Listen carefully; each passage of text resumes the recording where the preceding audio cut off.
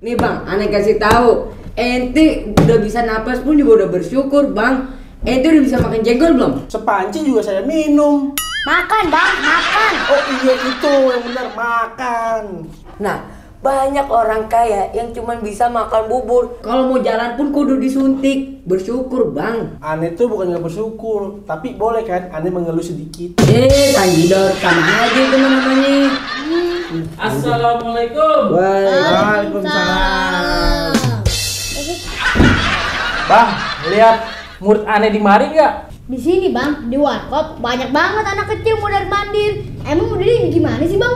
Itu Cang, pakai seragam sekolahan, emang kagak ngeliat Cang di mari. Emang apa sih pak? Itu murid aneh, kebiasaan tuh dia suka cabut di jam pelajaran saya.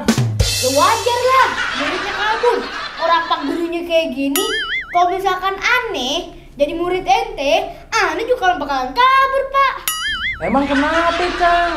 Muka aneh nakutin, kan ganteng, imut. Kagak, geli. Ke Tanah Abang beli sukotang. Cakep. Ada daun kelor di atas panci. Cakep. Bang, ente jangan so ganteng. Muka ente kayak konde banci.